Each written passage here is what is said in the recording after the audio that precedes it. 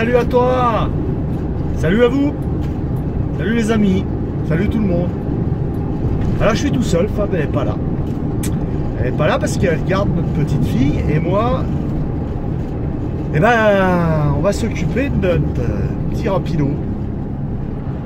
Donc on va déjà aller chez notre ami Pierrot, comme dirait l'autre, pour lui faire une petite vidange, un contrôle un petit peu partout, hein. Donc sa vidange annuelle, bien sûr. Et ensuite, j'ai rendez-vous au contrôle technique parce qu'il aura 4 ans fin du mois. Donc il faut lui passer le contrôle technique. Donc voilà, je vais essayer de vous montrer un petit peu ça. Bon, le contrôle technique, je vais pas trop aller filmer, hein. Malgré que je le connais un petit peu, mais bon, je vais pas non plus, je vais le laisser faire son travail. Voilà les amis, alors à tout de suite pour la suite des événements. These are some of the things we expect with summer.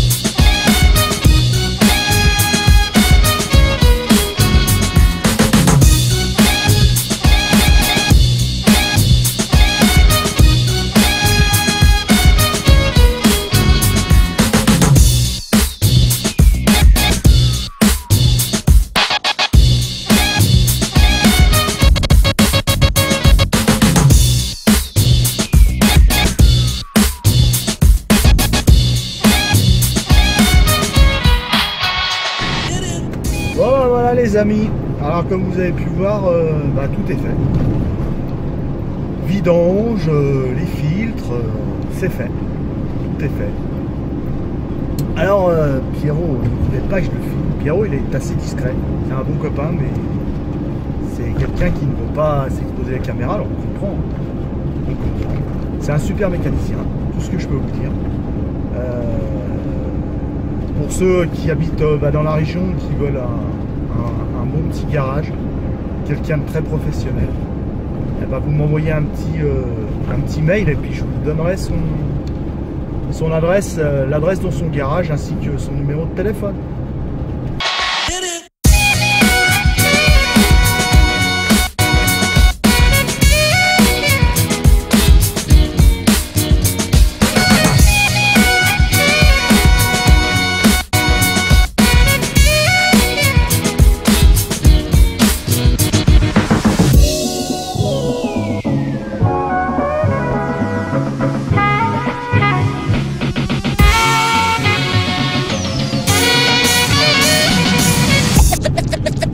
Voilà les amis, contrôle technique fait, passé, vierge.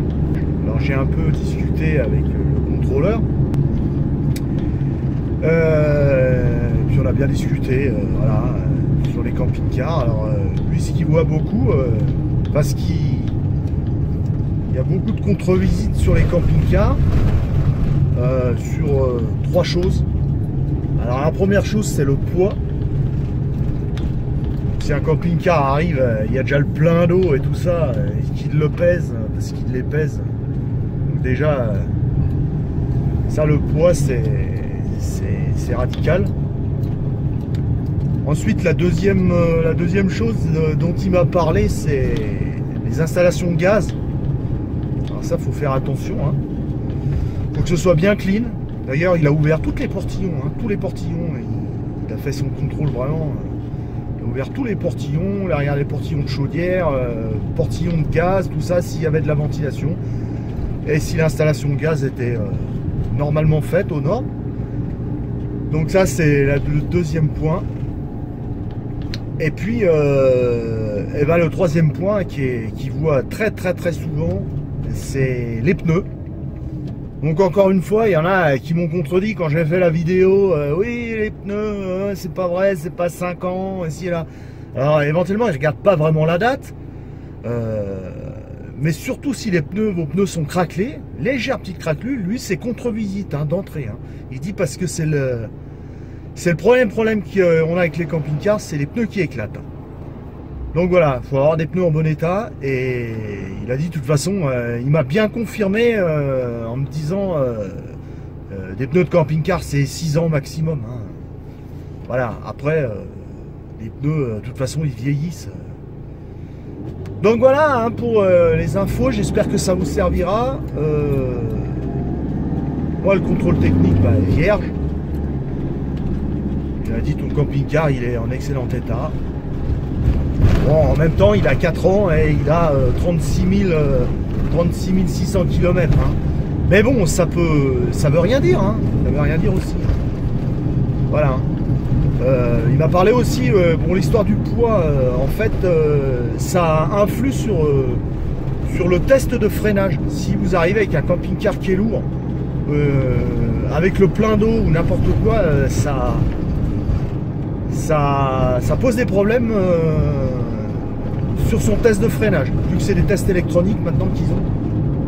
Donc voilà, donc quand vous amenez un camping-car en contrôle technique, bah déjà videz-le un petit peu, hein. C'est pas la peine d'amener un véhicule qui soit super lourd. Enlevez votre réserve d'eau, pas un d'eau, eau grise, eau propre, vous videz tout ça, et puis ayez des pneus surtout en bon état. Voilà. Il m'a parlé également des feux de gabarit.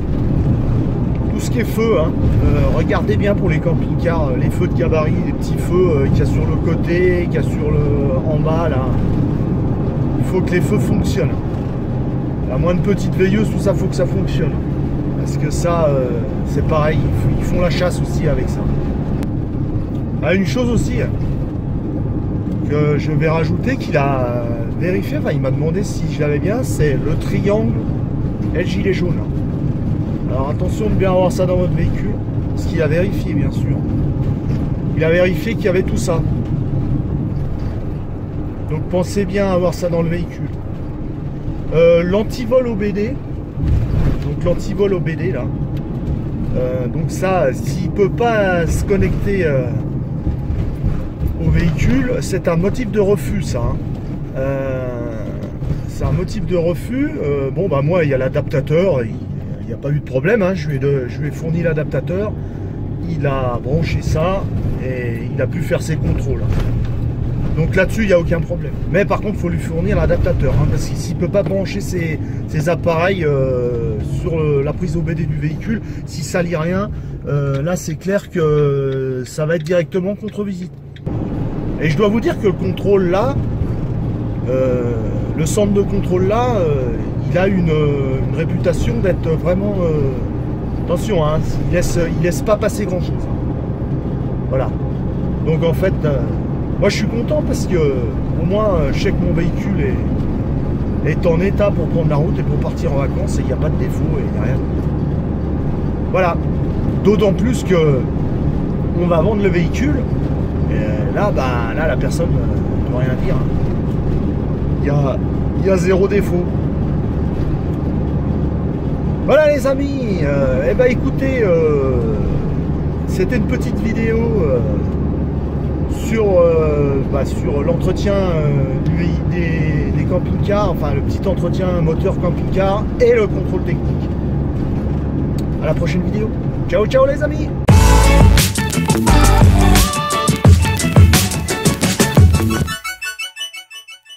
Bonjour les amis. Alors une petite astuce, une petite recette pour passer l'hiver avec moins de rhume, moins de toux. Alors je vais vous faire voir les ingrédients.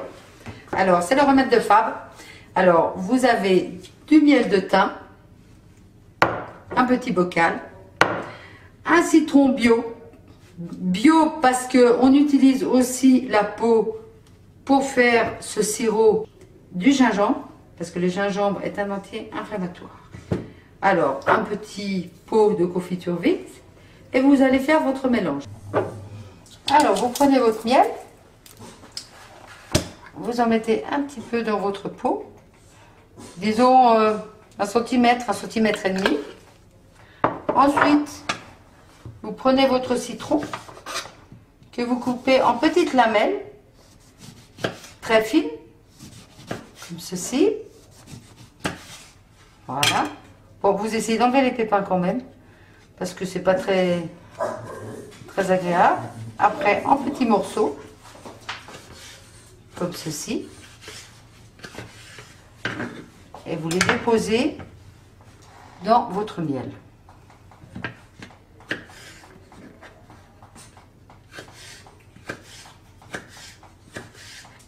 Alors, une petite couche sur le miel, comme ça. Très bien. Encore un petit peu. Parce qu'en fait, quand vous prendrez votre sirop, vous mangerez aussi le citron. Ensuite, vous prenez votre gingembre, vous le râpez.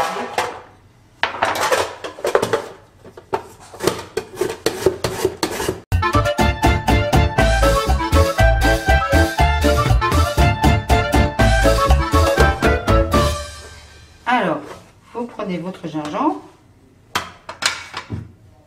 râpé, vous le mettez sur le citron, comme ceci, une petite couche fine.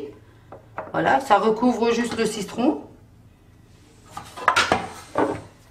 On remet du miel de thym, parce que le thym, c'est aussi un anti-inflammatoire. Et c'est très bon pour tout ce qui est voie respiratoire. Ensuite, on recommence avec le petit citron. On refait une couche.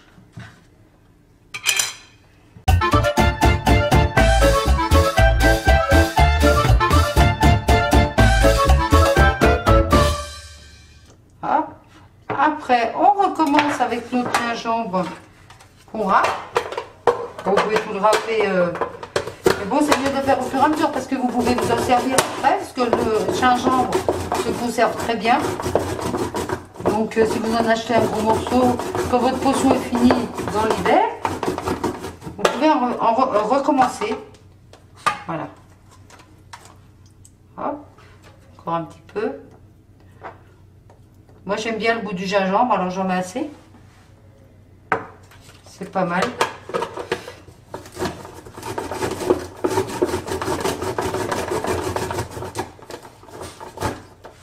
Voilà.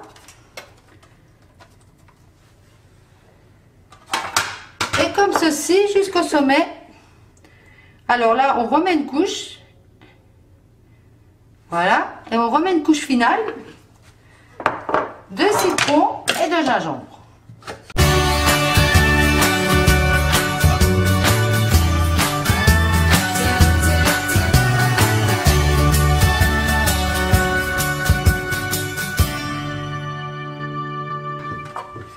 Alors le jus du gingembre aussi, c'est très bon.